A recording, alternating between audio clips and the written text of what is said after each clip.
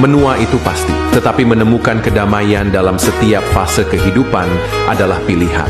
Seperti aliran sungai yang tetap tenang, meski melewati batu dan rintangan, hidup pun akan terus berjalan.